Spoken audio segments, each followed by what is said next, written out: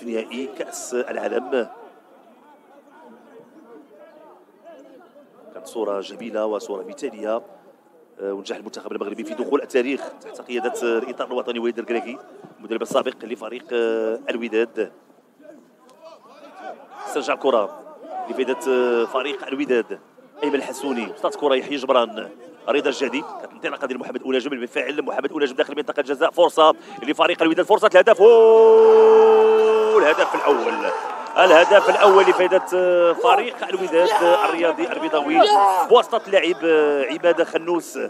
عماد خنوس كيتمكن من وضع الكرة في الشباك، هدف اللي كيجي تقريبا في حدود الدقيقة السابعة، هدف مبهر جميل انطلق على مستوى الجهة اليمنى.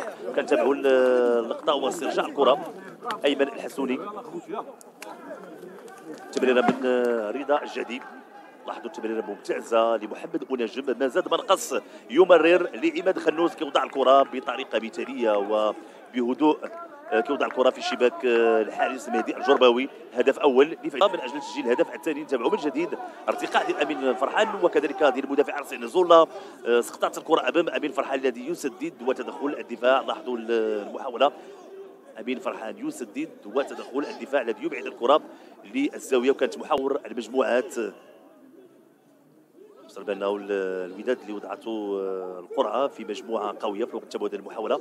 تمريره في اتجاه اللاعب صلاح الدين بليشو، فرصه ايمن الحسوني، تمريره ممتازه يحيى عطيطيس مهدي الجرباوي. قلت بان الكرات الثابته والزوايا رفقه الحراس الثلاثه مع المنتخب الوطني المغربي.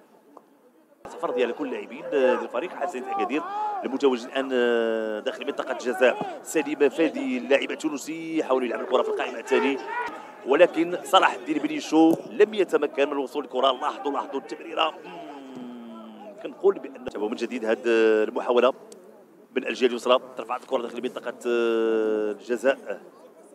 لمس الكره يحيى جبران بالراس ديالو احمد رضا التقنوتي اللي في الوقت اللي تبادل المحاوله.